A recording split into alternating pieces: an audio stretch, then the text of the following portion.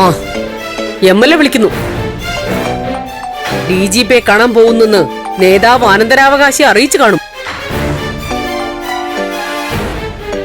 തടയാൻ വിളിക്കുക. ഞാൻ എടുക്കുന്നില്ല. വാ പോവാ. ഏയ് പ്രഭേ, നീ ഫോൺ എടുക്ക്. എന്താ കാര്യം അറിയാലോ. എനിക്ക് അവളുടെ ശബ്ദം കേക്കണ്ട. ഇങ്ങെടുക്ക്, ഞാൻ സംസാരിക്കാം.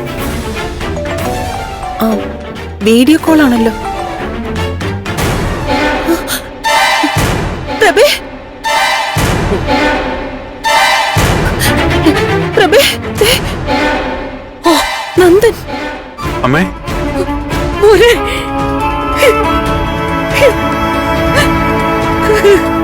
അമ്മ ഇങ്ങനെ കരയാതെ. ഞാൻ സുഖമായിട്ടിരിക്കുന്നു. മോനെ, നീ എവിടെയാ? നിനക്ക് എന്താ പറ്റിയേ? അമ്മേ, എനിക്കൊരു കുഴപ്പമില്ല. ഞാൻ സുരക്ഷിതമായിട്ട് ഒരിടത്തുണ്ട്.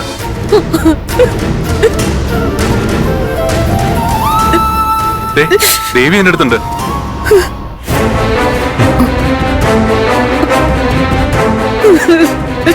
അമ്മേ, നന്ദൂനൊന്നും സംഭവിച്ചിട്ടില്ല, സംഭവിക്കുകയുമില്ല. അമ്മ വിഷമിക്കരുത്. നിങ്ങൾ എവിടെയാ? അതൊക്കെ പിന്നെ പറയാം അമ്മേ. അമ്മ ടെൻഷൻ അടിക്കാതിരിക്കെ.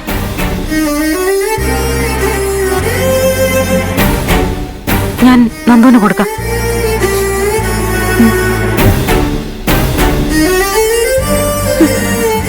പോരെ, എനിക്ക് നിന്നെ നേരിൽ കാണണം.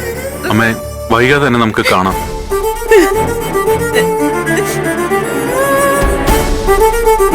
ഇങ്ങനെ മാറി നിൽക്കുന്നതിന്റെ ആവശ്യം അമ്മയ്ക്ക് അറിയാലോ. എല്ലാം സന്തോഷകരമായി തന്നെ അവസാനിക്കും. ഒട്ടും വൈകില്ല. ഞാൻ അങ്ങോട്ട് എത്തുമേ. അമ്മ പേടിക്കണ്ട, കരയണ്ട. ഞാൻ എവിടെയുള്ളതെന്ന് അച്ഛന് ദേവിക്കും ഒക്കെ അറിയാലോ. അമ്മ കരയാതെ സമാധാനായിട്ടിരിക്കേ. മോനെ നന്ദ. ആന്റി, അമ്മയെ ആശ്വസിപ്പിക്കണം.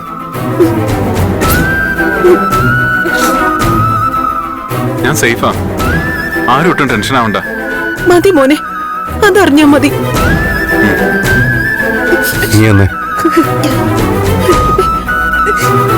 നന്ദ, അച്ഛാ, കാര്യങ്ങളൊക്കെ ക്ലിയർ ആയി കഴിഞ്ഞാൽ ഹരിയേട്ടനെ അറിയിക്കും. അപ്പൊ മാത്രം മതി ഇങ്ങോട്ട് വരുന്നത്. ശരി അച്ഛാ.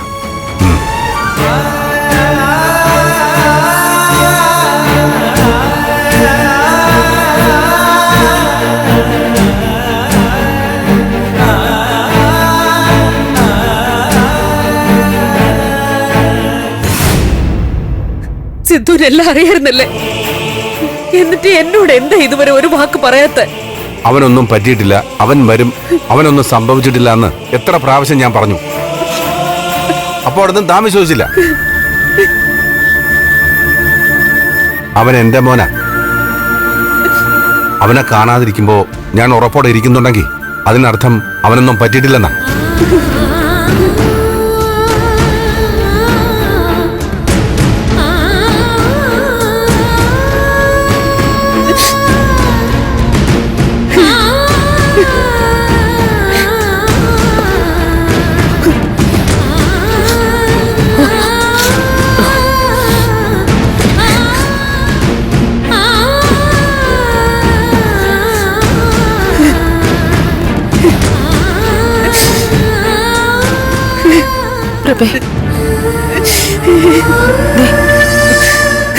സമാധാനായി ചന്ദ്രമതി.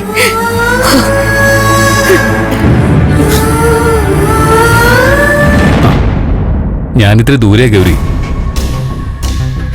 അറിയില്ല, ദേവിക ഓരോ സ്ഥലത്ത് ഇങ്ങനെ ഭ്രാന്ത് പിടിച്ച് ഓടി നടക്കല്ലേ.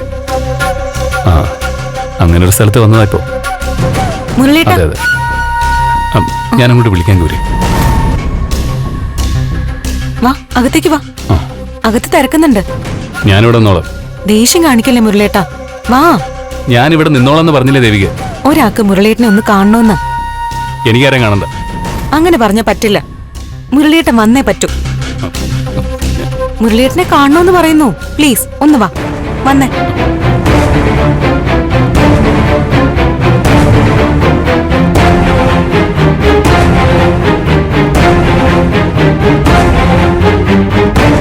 അവര് വരുന്നുണ്ട്. ആ.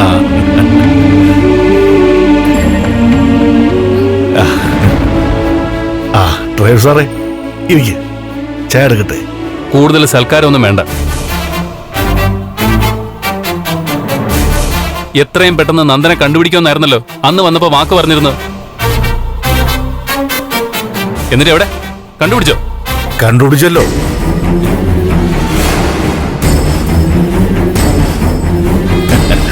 ദേ അങ്ങോട്ട് നോക്കിയേ.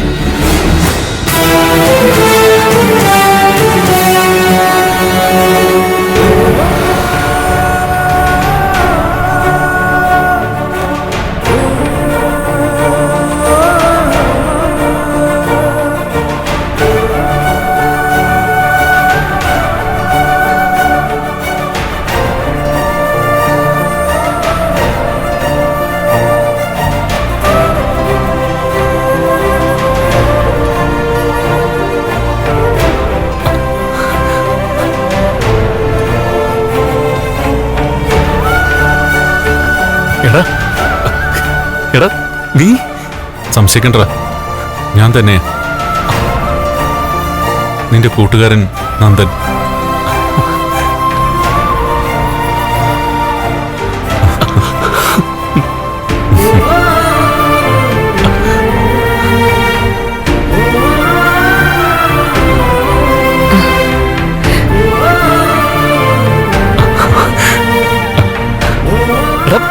എന്താ നിനക്ക് സംഭവിച്ചേ?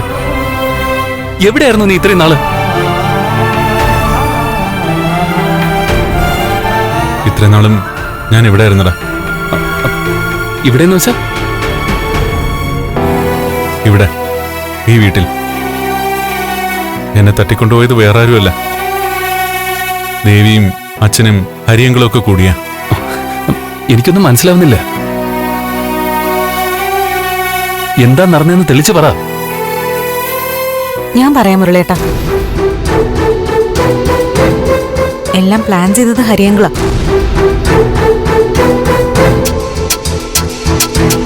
ഹരിയങ്കള നടത്തിയ അന്വേഷണത്തിൽ നിന്നും ഒരു കാര്യത്തിൽ അങ്കിളിന് നല്ല സംശയം ഉണ്ടായിരുന്നു.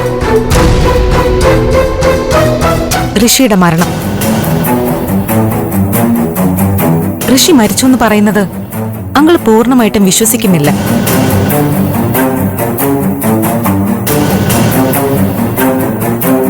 ഇതിന്റെ പിന്നിൽ ഒന്നോ അതിലധികമോ ടീമുകളുണ്ടെന്ന് അങ്കിള് കരുതുന്നുണ്ട്. അതുകൊണ്ട് തന്നെ രഹസ്യങ്ങൾ പുറത്തു കൊണ്ടുവരാൻ അങ്കിൾ ഒരു പദ്ധതി ഉണ്ടാക്കി.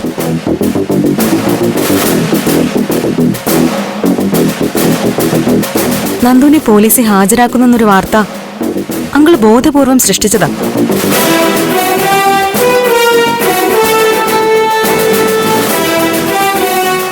എന്നിട്ട് തലേ ദിവസം നന്ദുവിനെ മാറ്റി. കാര്യങ്ങള് അങ്കിൾ ഉദ്ദേശിച്ച പോലെ തന്നെ വന്നു. നന്ദുവിനെ ലക്ഷ്യം വെച്ചിരുന്നവർ നന്ദുവിനെ അന്വേഷിച്ചു തുടങ്ങിയെന്ന് അങ്കിൾ അറിയിച്ചിട്ടുണ്ട്. അവരെക്കുറിച്ചുള്ള പൂർണ്ണ വിവരം അങ്കിൾ ഉടനെ അറിയിക്കും. അപ്പോ അന്ന് ആദ്യം ദേവികയുമായിട്ട് ഇവിടെ വന്നപ്പോഴും നന്ദൻ ഇവിടെ ഉണ്ട്? അതെ, ഇവിടെ ഉണ്ട്.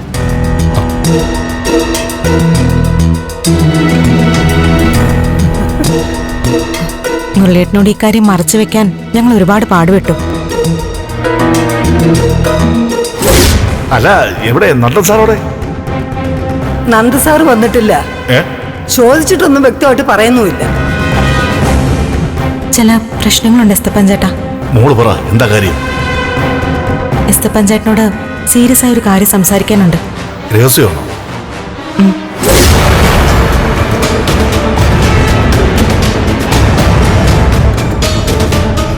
പിന്നെ മുരളി, നിന്നെ ഈ കാര്യമൊന്നും അറിയിക്കാത്തത് ഒരു പൊതു തീരുമാനത്തിന്റെ പുറത്താണ്. എന്റെ അമ്മ പോലും ഇപ്പോഴാണ് അറിയുന്നേ.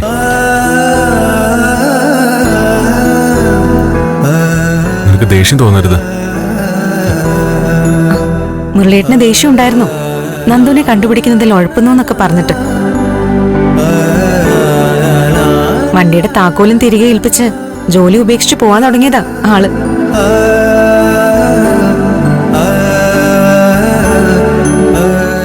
സോറിയടാ. വേറെ ആരിൽ നിന്നും എന്ത് മറച്ചു വെച്ചാലും നീ എല്ലാം അറിയണമായിരുന്നു. പക്ഷേ ഹരിയങ്കളുടെ നിർദ്ദേശങ്ങള് ഞങ്ങൾക്ക് അനുസരിച്ചേ പറ്റുള്ളായിരുന്നു. ഇതൊക്കെ മനസ്സിലാക്കാൻ പറ്റിയില്ലെങ്കിൽ ഞാൻ നിന്റെ കൂട്ടുകാരനാണെന്ന് പറയുന്നതിൽ എന്താ അർത്ഥം?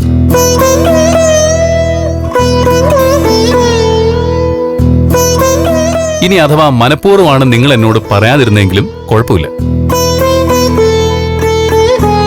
നീ സുരക്ഷിതനായിട്ടിരുന്നാ മതി. അതിനപ്പുറം എനിക്കൊന്നും വേണ്ട.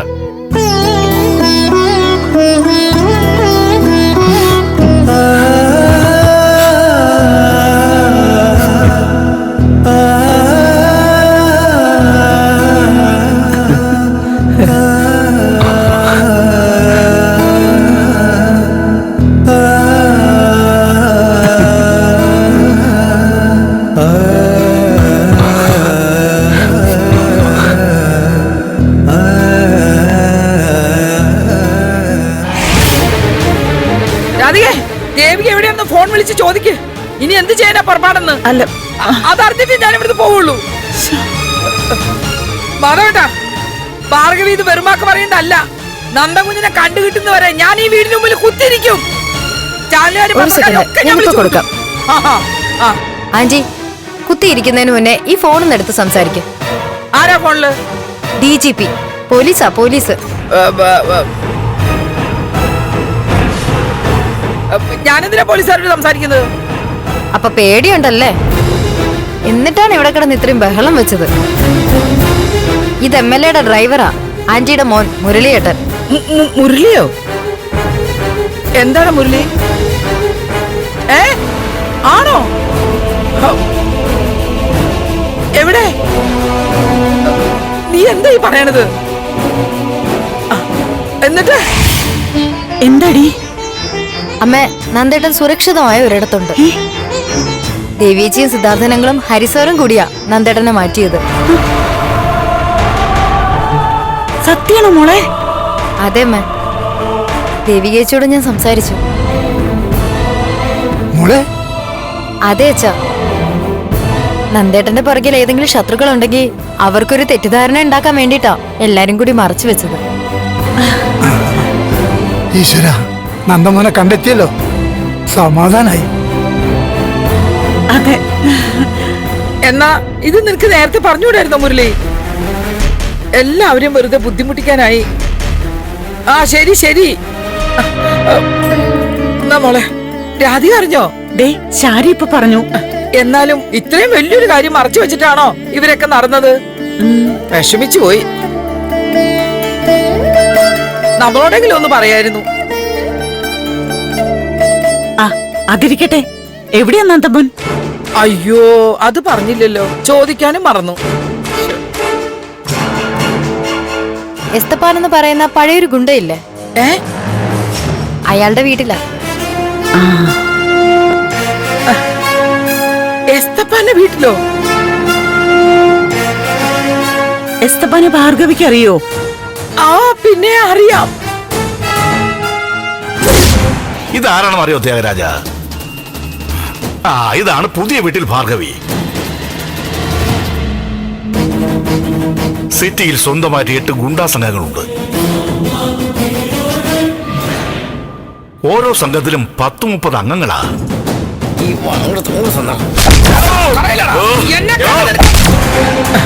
എസ്തപ്പാൻ നല്ല മിടുക്കനാ. അയാളുടെ വീട്ടിലാണ്, പിന്നെ പേടിക്കണ്ട. നന്ദമോൻ അവിടെ സുരക്ഷിത. എന്തായാലും മനസ്സൊന്ന് തണുത്തു.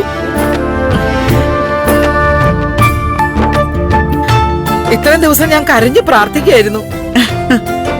എന്താ ആന്റി, ഇനി കുത്തിയിരിപ്പും പ്രതിഷേധമൊക്കെ ഉണ്ടാവോ? ഒന്ന് പോ ശാരി, വെറുതെ കളിയാക്കല്ലേ. പ്രഭക്കുഞ്ഞ് നല്ല ജീവൻ തിരിച്ചു കിട്ടി.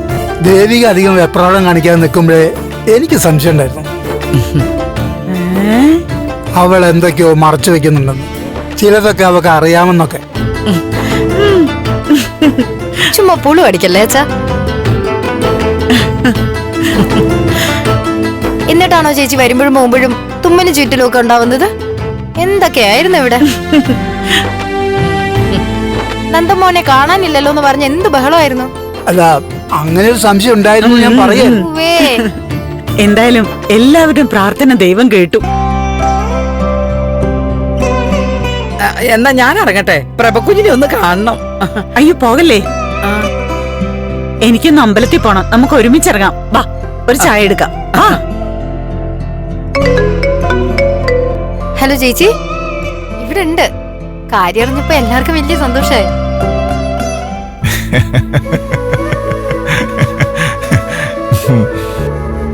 അല്ല ഗിരീഷേട്ടൻ എന്താ ഇങ്ങനെ ചിരിക്കുന്നേ? ഹേയ്, അല്ല ഇങ്ങനെ ഒരു സംഭവം നടന്നതുകൊണ്ട് 3-4 വീടുകളിലെ കുറച്ചു പേര് അഭിനയിക്കാൻ പഠിച്ചു. അത് നേരാ. വീട്ടിലെ അച്ഛനും അമ്മയും, പ്രഭ ആന്റി, രജനി ചേച്ചി, ഭാർഗവി ആന്റി, എല്ലാവരുടെയും ചോദ്യങ്ങൾക്ക് മുൻപിൽ ഒന്നും അറിയാത്തവരെ പോലെ നന്നായിട്ട് അഭിനയിച്ചു. ആ, എല്ലാം നല്ലതിന് വേണ്ടിട്ടല്ലേ, സാരമില്ല. അതെ, ഇപ്പൊ ഒരു ഒളിച്ചുകളി അവസാനിച്ചല്ലോ. വാസ്തവത്തിൽ എനിക്ക് വിഷമം തോന്നുക. പ്രഭാന്റിക്കൊക്കെ വല്ലാതെ ദേഷ്യം വന്നു കാണും. ഏയ്, മാഡത്തിനൊക്കെ കാര്യം മനസ്സിലായി ശാരിക. എന്തുകൊണ്ടാണ് നമ്മൾ കാര്യങ്ങൾ പൊതിഞ്ഞു വെച്ചതെന്ന് വ്യക്തമായി കാണും. ഇനി എത്ര കാലം നന്ദേട്ടനെ ഇങ്ങനെ അകറ്റി നിർത്തണം ഗിരീഷേട്ടാ? അതറിയാൻ വയ്യ. ആദ്യം കാര്യങ്ങൾക്കൊക്കെ ഒരു വ്യക്തത വേണം. ഹരിസാറ് പറയുന്നത് നമ്മൾ അറിയും പോലെയല്ല യഥാർത്ഥ സംഭവം എന്നാ. അതെന്താന്ന് എനിക്ക് അങ്ങോട്ട് വ്യക്തമായില്ല. ഇതിന്റെ പിന്നിലാരാ? നന്ദേട്ടൻ.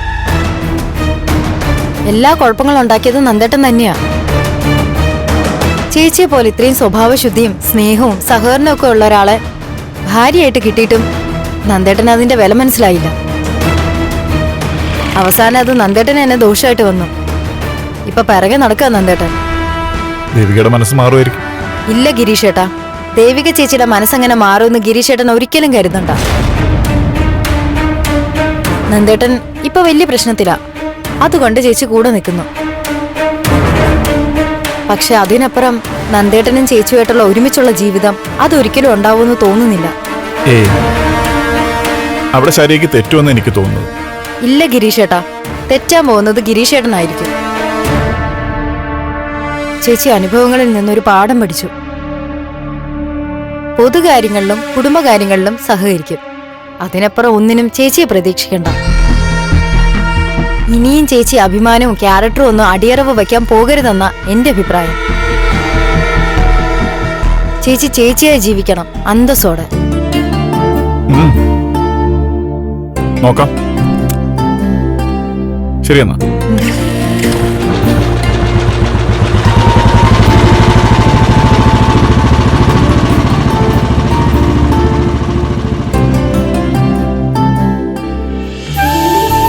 നന്ദ, നീ ഇവിടെ ഓക്കെ അല്ലേ? പിന്നെ സ്വന്തം വീട്ടിൽ നിൽക്കുന്ന ഒരു ഫീലാ ഇവിടെ. സ്വന്തം വീട് തന്നെയല്ലേ ഇത്? ചന്ദ്രോത്ത് സിദ്ധാർത്ഥ സാറിന്റെ മോൻ, ദേ നമ്മുടെ ദേവിയെ കുറിച്ചിട്ട് ഭർത്താവ്. അതിനേക്കാൾ വേറെ ഒന്നും വേണ്ട സ്വന്തം വീടാവാൻ, അല്ലേ അമ്മല്ലേ? അതെ അതെ. പണ്ട് എന്നെ തട്ടിക്കൊണ്ടു വന്ന് ഈ നല്ലവനായ ഗുണ്ടത്തലവന്റെ വീട്ടിൽ കുറെ കാലം ഞാനും തടവിൽ കഴിഞ്ഞതല്ലേ.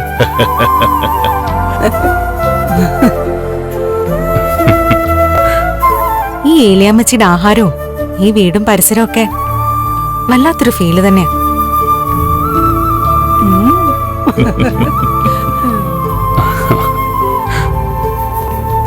എന്നാ പിന്നെ ഈ പ്രശ്നങ്ങളൊക്കെ കഴിഞ്ഞേ കെട്ടിയോളും മാപ്പിളെ ഇങ്ങോട്ടേക്ക് പോര്. ഇവിടെ ആവുമ്പോ ഞങ്ങളുടെ മക്കളെ പോലെ ഇവിടെ കഴിയാമല്ലോ. അതെ അതെ അതെ.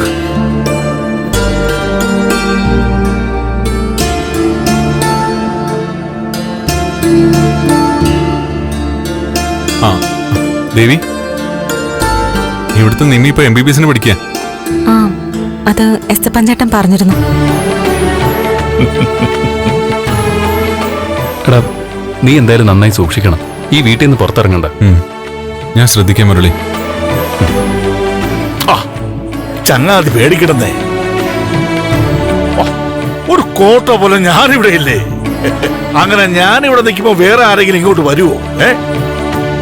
അങ്ങനെ വന്നാൽ പിന്നെ എന്നെ കൊന്നിട്ടേ വേറെ ആർക്കും ഉള്ളിക്കിടക്കാൻ പറ്റും.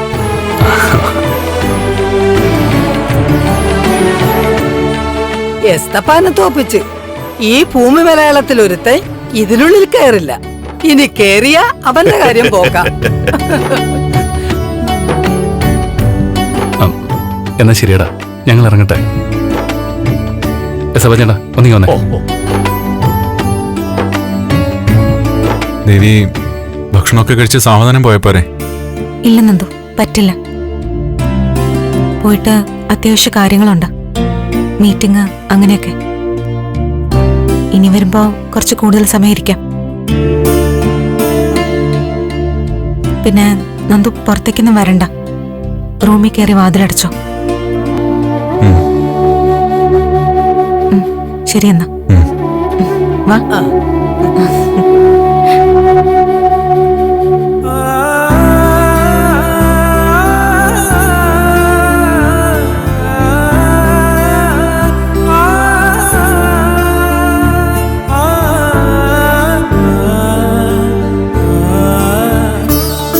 ഇത്ര വലിയൊരു രഹസ്യം ഈ വീട്ടിൽ ഒളിപ്പിച്ചു വെച്ചിരിക്കുന്ന കാര്യം എനിക്ക് അറിയില്ലായിരുന്നു. ആരും ഒന്നും അറിയണ്ടെന്നായിരുന്നു മോഡി എന്നുള്ള ഓർഡർ. അത് നന്നായി. അവനെ സുരക്ഷിതമായ സ്ഥലത്ത് നിങ്ങളെപ്പോലൊരാളുടെ കാവലിൽ നിർത്തിയതില് എനിക്ക് സന്തോഷമേ ഉള്ളൂ. ദേവികമ്മോട് പറയുന്ന കൃത്യമായിട്ടും ചെയ്യാനേ ഞാൻ ശ്രമിച്ചിട്ടുള്ളൂ. ഇറങ്ങാൻ മുരളേട്ടാ. പോ. അധിക നേരം ഇവിടെ നിൽക്കണ്ട, പുറത്തുനിന്ന് ആരെങ്കിലും ശ്രദ്ധിച്ചാ കുഴപ്പമാവും. ഇനി വരുമ്പോ MLA ബോർഡ് വെച്ച് വണ്ടി എടുക്കണ്ടെന്ന് വെക്കാം. എന്നാ നിങ്ങൾ ഇറങ്ങിക്കോ മോളെ. എസ്തപ്പൻ ചേട്ടാ, നന്ദുവിനെ നിങ്ങളെ ഏൽപ്പിച്ചിട്ട് പോവാ. മോള് ധൈര്യമായിട്ട് പോയിട്ട് വാ. ശരി അമ്മച്ചി, ഇറങ്ങട്ടെ. പോയിട്ട് വാ.